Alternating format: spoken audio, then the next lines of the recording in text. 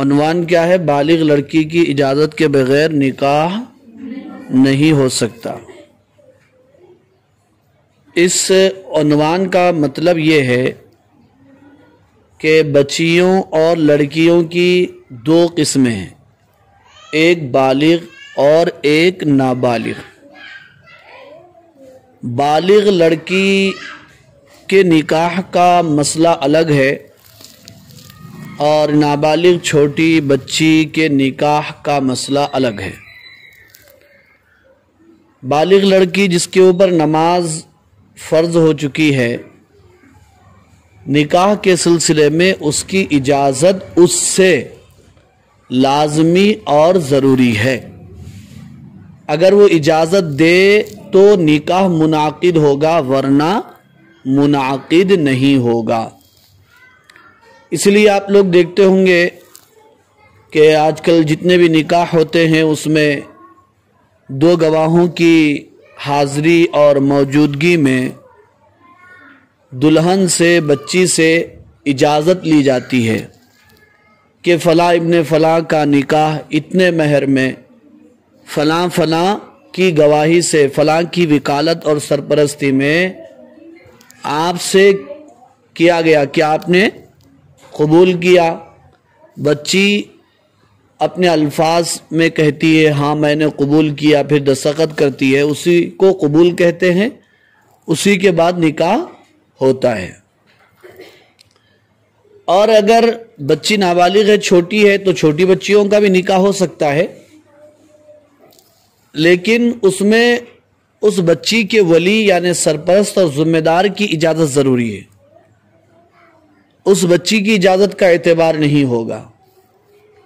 ہاں، بچی جب بالغ ہو جائے، بڑی ہو جائے، اسے اختیار حاصل ہوگا، جسے فقہ کی کتابوں میں خیار بلوغ کہتے ہیں۔ یعنی بالغ ہونے سے پہلے جس بچی کا نکاح کر دیا جائے، اس کا ولی کر دے، تو جیسے وہ بڑی ہو جائے تو فوراً اگر وہ اپنی مرضی سے چاہے تو نکاح برقرار رکھ سکتی ہے یا اسے فسخ کر سکتی ہے، ختم کر سکتی ہے۔ بات سمجھ میں آ رہی ہے آپ لوگوں کو؟ اب دیکھیے، صاحب کتاب سب سے پہلے اس عنوان کے تحت ایک حدیث نقل فرما رہے ہیں۔ حدیث کیا ہے؟ بسم اللہ الرحمن الرحیم۔ وعن ابی ہریرہ رضی اللہ تعالی عنہ قال قال رسول اللہ صلی اللہ علیہ وسلم لا تنکح الایم حتی تستأمر ولا تنکح البکر حتی تستأذن قالوا یا رسول اللہ وکیف اذنها قال ان تسکت رواہ البخاری ومسلم۔ یہ حدیث کہاں آئی ہے؟ بخاری اور مسلم میں۔ حدیث کا ترجمہ یہ ہے، حضرت ابو ہریرہ رضی اللہ تعالیٰ عنہ سے روایت ہے کہ رسول اللہ صلی اللہ علیہ وسلم نے ارشاد فرمایا، جس عورت کا ایک بار نکاح ہو چکا ہو اور پھر شوہر کی موت یا طلاق مل جانے کی وجہ سے عدت گزار کر دوسری جگہ نکاح کرنا ہو، تو اس کا نکاح اس وقت تک نہ کیا جائے جب تک اس سے وضاحت کے ساتھ زبان سے اجازت نہ لے لی جائے۔ اور جس بالغ لڑکی کا نکاح پہلے نہیں ہوا، اس کا نکاح اس وقت تک نہ کیا جائے جب تک کہ اس سے اجازت نہ لے لی جائے۔ صحابہ اکرام نے عرض کیا، یا رسول اللہ، اس کی اجازت کیسے ہوگی؟ وہ تو شرم کی وجہ سے بول بھی نہ سکے گی۔ تو آپ صلی اللہ علیہ وسلم نے فرمایا کہ اس کی جانب سے یہی اجازت سمجھی جائے گی کہ جب اس سے اجازت لی جائے تو خاموش رہ جائے۔ اچھا، یہ حدیث تو بخاری اور مسلم میں آئی ہے، لیکن صاحب کتاب نے مشکات سے نقل کیا ہے۔ مشکات بھی حدیث کی کتاب ہے۔ جو حدیث پڑھی گئی اور جس کا ترجمہ پڑھا گیا، اس کا مطلب آپ کو سمجھ میں آیا؟ مکمل سمجھ میں نہیں آیا تو مکمل تشریح صاحب کتاب نے تشریح کے عنوان سے اس کا مطلب آگے بیان کیا ہے. میں عبارت پڑھوں گا، آپ اس پر توجہ دیں تو پھر انشاءاللہ حدیث کا مطلب سمجھ میں آ جائے گا. بچوں کو خاموش بٹھائیے ادھر. حدیث کا مطلب اور اس کی تشریح کر رہے ہیں. تشریح کا مطلب کیا ہوتا ہے؟ تشریح کا مطلب ہوتا ہے. تشریح کا مطلب کیا ہوتا ہے؟ مطلب ہوتا ہے. نابالغ لڑکے یا لڑکی کا نکاح اس کا ولی اپنے اختیار سے کر سکتا ہے. نابالغ لڑکے یا لڑکی کا نکاح اس کا ولی کا مطلب اس کا جو سرپرست ذمہ دار ہے، باپ ہے تو باپ ہے یا پھر چچا وغیرہ جو بھی ہے، اپنی مرضی سے جہاں چاہے کر سکتا ہے. چھوٹے بچوں اور بچیوں سے ان کی اجازت لینا ضروری، نابالغ سے اجازت لینے کی ضرورت نہیں. اگر آپ لوگ یہ پوچھیں کون صاحب کرتے ہیں کو ایسا بول کے، تو ہو جاتا کبھی ایسا نہیں ہوتا جی. پہلے زمانے میں نہیں، یہ زمانے میں بھی کرتے ہیں. بہار یوپی میں بہت ہوتے نکاح، بچپن میں ہی کر دیتے، اس کے بعد رخصتی بعد میں ہوتی. خدا صلی اللہ علیہ وسلم کا بھی ایک نکاح ایسے ہی ہوا نا.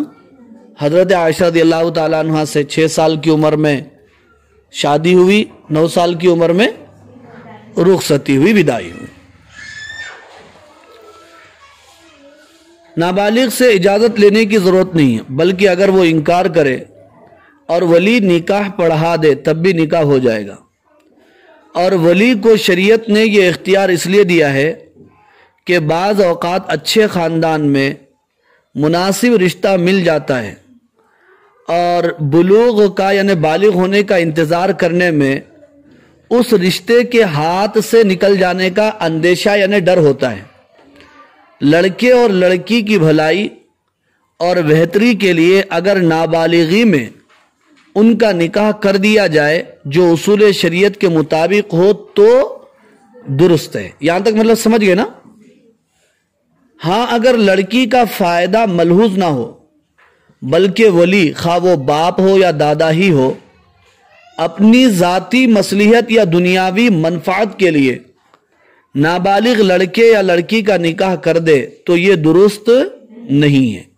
بعض حالت میں یہ نکاح منعقد ہی نہیں ہوتا اور بعض حالات میں منعقد تو ہو جاتا ہے، مگر لڑکے اور لڑکی کو مسلم حاکم کے یہاں سے درخواست دے کر نکاح فسخ کرانے کا اختیار ہوتا ہے. فسخ یعنی ختم کرانے کا.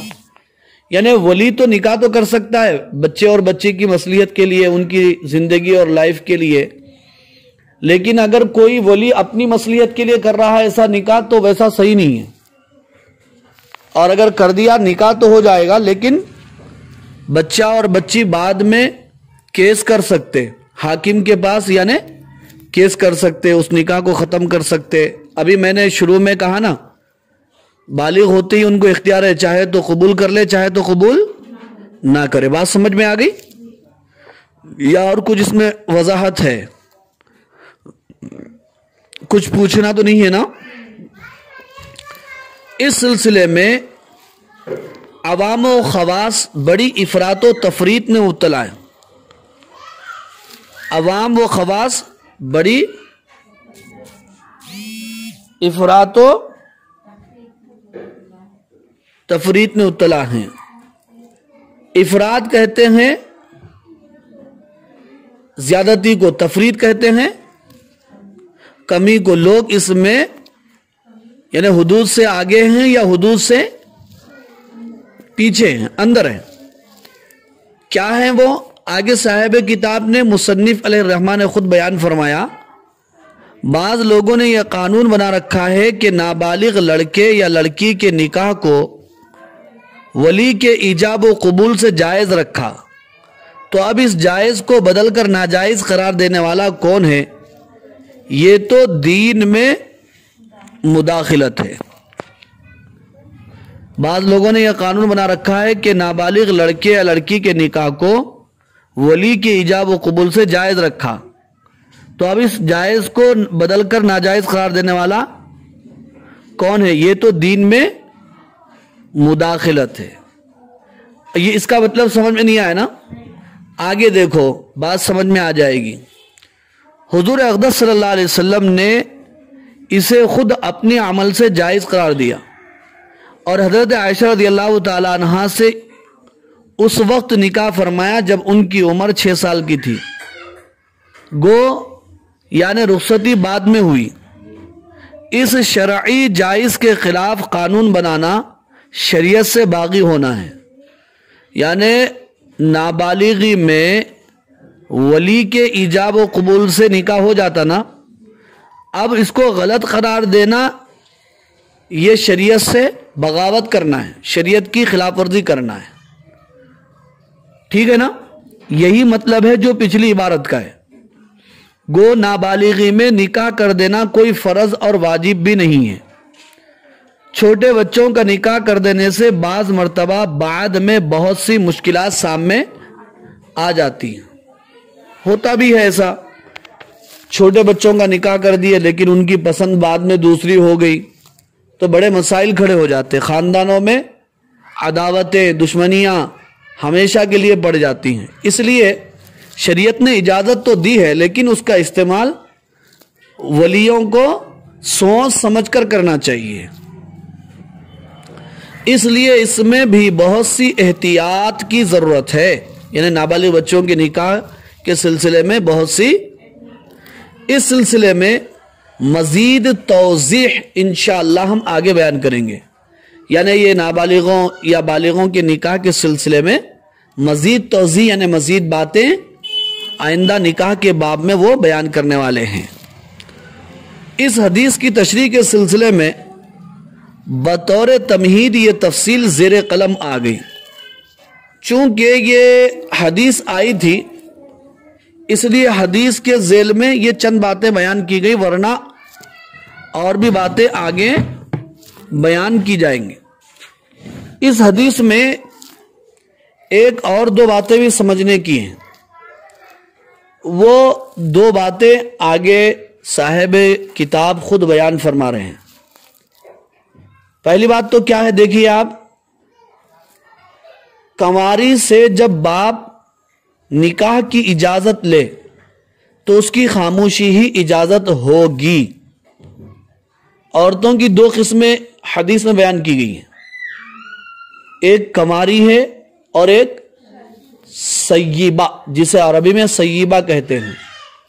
کنواری وہ لڑکی یا وہ عورت جس کا پہلی مرتبہ نکاح ہونے کے لیے، پہلی مرتبہ شادی ہونے کے لیے جا رہی ہے، اور سیبہ اس عورت کو کہتے ہیں جس کا پہلا ایک نکاح ہو چکا ہے، اب دوسری مرتبہ نکاح ہونے جا رہا ہے۔ یہ 2 باتیں سمجھ میں آ گئی نا؟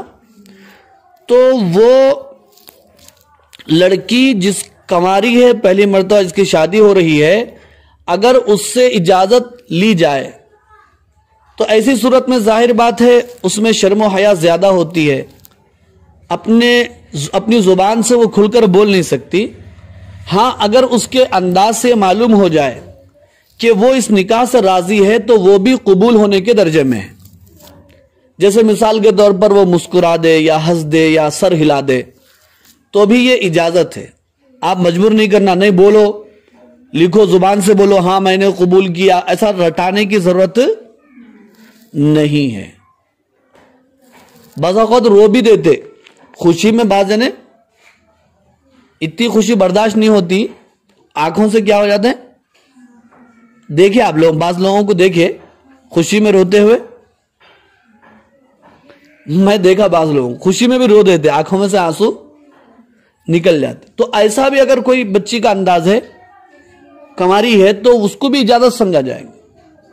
ہاں وہ عورت جس کا پہلی مرتبہ ایک مرتبہ نکاح ہو گیا، شوہر مر گیا یا پھر طلاق ہو گئی، اب یہ دوسرا نکاح ہونے جا رہا ہے، تو اس کے لیے مسکرا دینا یا سر ہلا دینا کافی نہیں ہوگا، بلکہ اس کو اپنی زبان سے بولنا ہوگا، جی ہاں میں نے قبول کیا. بات سمجھ میں آ رہی؟ دونوں میں یہ فرق ہے. اس فرق کو آپ سمجھ گئے نہیں سمجھ گئے؟ جی. حدیث بالا سے معلوم ہوا. حدیث بالا کس کو بولتے ہیں؟ ماشاءاللہ. بالغ لڑکی جس کا نکاح پہلے کسی سے نہ ہوا ہو، اس کا نکاح اس سے اجازت لے کر کیا جائے. اسے بتا دیں کہ فلاں لڑکا فلاں خاندان اور فلاں پیشے والا ہے، فلاں کام کرتا ہے اور اس کی مالی حیثیت ایسی ہے. یہ بھی بتانا بچی کو کہ بچہ ایسی مالی حیثیت کا ہے، اور اس کی شکل و شباہت بھی بتا دینا. ہو سکے تو سامنے بھی بتا دے سکتے. اس سے تیرا نکاح کرنا مناسب معلوم ہوتا ہے، تیری اجازت ہے تو اس سے نکاح کر دیں. جب اس سے یہ بات کہہ دی گئی اور اس نے خاموشی اختیار کر لی تو یہ اس کی اجازت بطریق اولا سمجھی جائے گی، اور اگر زبان سے صاف طور پر اجازت دے دے تب تو یہ اجازت بطریق اولا معتبر ہوگی. خاموشی اختیار کر لی یا زبان سے بھی کہہ دیا تو دونوں بھی اعتبار ہے. کس کے لیے؟ کواری کے لیے. خیر یہ اس زمانے میں ہے، میں سمجھتا ہوں جب شرم و حیا کا غلبہ تھا، مگر آج کل تو پورا کھلا زبان سے اقرار کرانا چاہیے. آج کل اتنا مسئلہ نہیں ہے نا، وہ جہاں جہاں ہے بات اس میں، لیکن آج کل تو کھلا زبان سے پوچھ لینا چاہیے.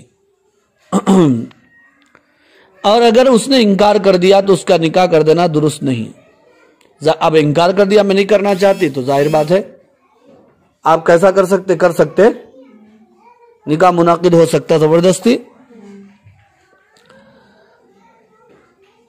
بالغ لڑکی کا انکار ہوتے ہوئے کسی ولی نے نکاح کر دیا تو نکاح منعقد نہ ہوگا.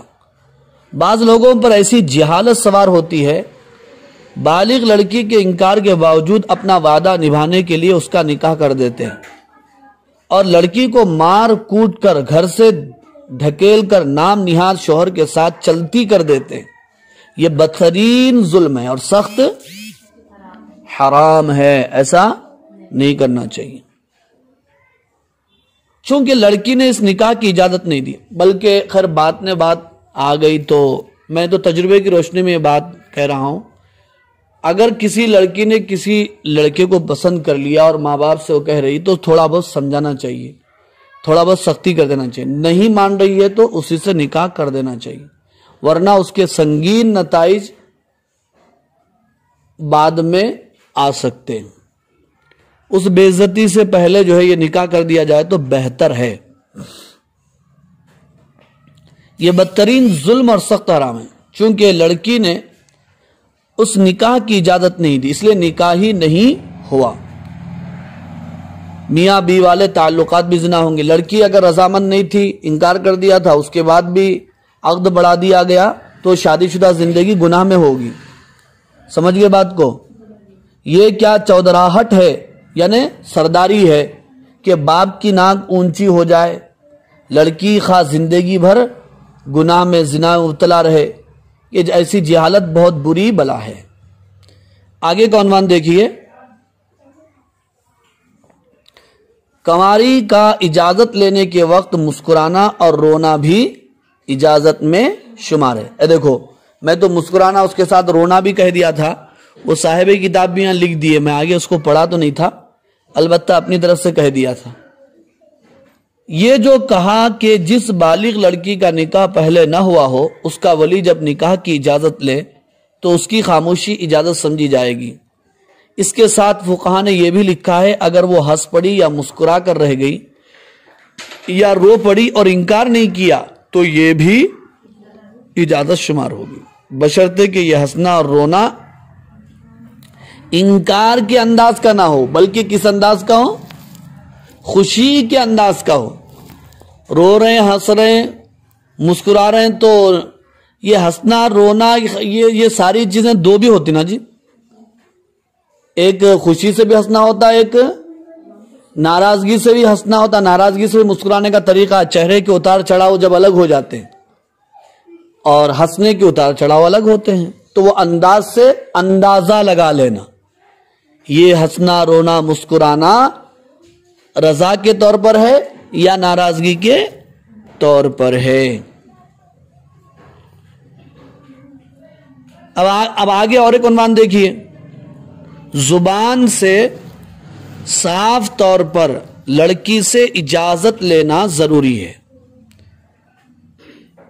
اور جس لڑکی کا نکاح ایک بار پہلے ہو چکا ہو اور اب شوہر کی موت یا وقوع طلاق کے بعد، یعنی طلاق ہونے کے بعد عدت گزار کر دوسرا نکاح کرنا چاہے تو اس کا ولی جب لڑکے کی صفات اور حالات بیان کر کے اجازت لے تو اس کا خاموش رہ جانا اجازت میں شمار نہ ہوگا۔ کس کا خاموش رہ جانا اجازت میں شمار نہ ہوگا؟ ہاں، یہ سیبہ جو عورت ہے اس کی بات چل رہی ہے، بلکہ جب تک زبان سے صاف لفظوں میں اجازت نہ دے اجازت نہ سمجھی جائے گی۔ اور بالغہ کنواری کے بارے میں جو یہ لکھا ہے کہ اس کی خاموشی بھی اجازت میں شمار ہوگی، یہ اس وقت ہے جبکہ وہ ولی اجازت طلب کرے جو قریب تر ہے۔ اگر قریب تر ولی کے علاوہ کوئی دوسرا ولی اجازت لے تو بالغہ کنواری لڑکی کی اجازت بھی وہی معتبر ہوگی جو زبان سے ہو اور صاف لفظوں میں ہو۔ اس تفصیل کو خوب سمجھ لیں۔ یہاں صاحب کتاب نے ایک اور نئی بات بتا دی ہے۔ وہ نئی بات یہ ہے کہ ابھی آپ نے سبق میں یہ سمجھا کہ کنواری لڑکی جس کا پہلی مرتبہ نکاح ہونے کے لیے جا رہا ہے، اگر اس سے اجازت لی جائے تو اس کی خاموشی، مسکرانا، ہنسنا، رونا، خوشی کے انداز کا بھی اجازت میں شمار ہے نا؟ زبان سے اس نے نہیں کہا تب بھی اجازت میں شمار ہوگا، لیکن اس میں شرط یہ ہے کہ اجازت لینے والا کون ہو؟ اس کا کوئی قریبی رشتہ دار ہو، قریبی ولی ہو، جیسے باپ ہو یا بڑا بھائی ہو یا دادا ہو۔ تو جب وہ مسکرا دے تو اجازت سن جائے گی، لیکن یہ قریبی ولی کے علاوہ کوئی دوسرا آدمی اجازت لینے گیا تو وہاں پر مسکرا دی بچی یا ہنس دی یا خاموش ہو گئی تو اس کی اجازت نہیں سمجھا جائے گا، اس لیے کہ بچوں کو جو شرماہٹ ہوگی یا شرم و حیا ہوگی اپنے قریب تر آدمی سے ہوتی ہے، باپ سے ہوتی ہے، بھائی سے ہوتی ہے یا دادا سے۔ اس وقت بچی زبان نہیں کھول سکی، مسکرا دی یا خاموش بیٹھی تو اس کو اجازت سمجھا جائے گا، لیکن کوئی دوسرا آدمی، دور کا آدمی پوچھنے کے لیے جا رہا، جب بھی وہ خاموش ہو گئی تو نہیں سمجھائے گا، اس لیے کہ شرم و حیا وہاں پر مانے نہیں ہوتی ہے، شرم و حیا وہاں پر مانے نہیں ہوتی۔ بات سمجھ گئے؟ اور سبق لیتے یہیں پر بس کریں گے، تھوڑا لے لو اور 2-4 لائن۔ شریعت کا اعتدال۔ صاحب کتاب اب ان مسائل پر تبصرہ کرتے ہوئے اسلام کی تعریف فرما رہے ہیں، اسلام کی تعریف فرما رہے، کہتے ہیں کہ ہماری شریعت میں اعتدال ہے، انصاف ہے، برابری ہے، کمی اور زیادتی نہیں ہے۔ شریعت نے کیسے اعتدال سے کام لیا ہے؟ ایک طرف تو بالغ لڑکی کو اپنی ذات کا اختیار دے دیا کہ جب تک وہ اجازت نہ دے اس کا نکاح نہیں ہو سکتا، دوسری طرف اس کی شرم کا لحاظ رکھا اور ولی کی اجازت لینے پر اس کی خاموشی یعنی انکار نہ کرنے کو اجازت شمار کر لیا۔ اگر وہ انکار کرے تو ولی اس کا نکاح نہیں کر سکتا، اور جس بالغ لڑکی کا پہلے نکاح ہو چکا ہے اس کے دوسرے نکاح کے لیے اس کی زبانی اجازت لازمی قرار دے دی گئی، جس کی وجہ یہ ہے کہ جس عورت کا نکاح ایک بار ہو چکا ہے اور اس کی شرم و حیا کچھ ٹوٹ چکی ہے، یعنی ٹوٹنے سے مراد یہ ہے کہ تھوڑا اس میں ہمت زیادہ آ جاتی ہے، کچھ فری ہو جاتی ہے، اس کی خاموشی کو اجازت قرار دینے کی کوئی ضرورت نہیں، اور قریب ولی کے علاوہ اگر کوئی دوسرا ولی اجازت لے تو بالغہ کنواری کی خاموشی بھی معتبر نہیں ہوگی۔ ابھی یہ مسئلہ بیان کیا گیا نا آپ کے سامنے، کوئی دوسرا ولی اجازت لے تو بالغہ کنواری یعنی جس کا پہلی مرتبہ نکاح ہو رہا ہے اس کی بھی خاموشی معتبر، کیونکہ اندیشہ یہ ہے کہ غیر اقرب جہاں نکاح کرنا چاہتا ہے اس میں پوری ہمدردی کی رعایت نہ رکھی ہو۔ ہاں، نکاح کی جو اجازت لینے گیا ہے وہ قریبی ولی ہے تو ظاہر بات ہے وہ پوری ہمدردی کے ساتھ نکاح کرتا ہے۔ غیر اقرب کا مطلب یہ کہ جو قریبی ولی نہیں ہے، قریبی رشتہ دار نہیں ہے، وہ اجازت لینے کے لیے جا رہا ہے تو ہو سکتا ہے وہ اس میں اتنی شفقت نہیں ہوتی، ایسے تیسے کسی سے بھی نکاح کر سکتا ہے نا وہ، اس لیے یہاں پر بچی سے صاف الفاظ میں قبول کروانا ضروری ہوگا۔ اس میں پوری ہمدردی کی رعایت نہ رکھی ہو، لہذا لڑکی جب صاف لفظوں میں اجازت دے تب معتبر ہوگی۔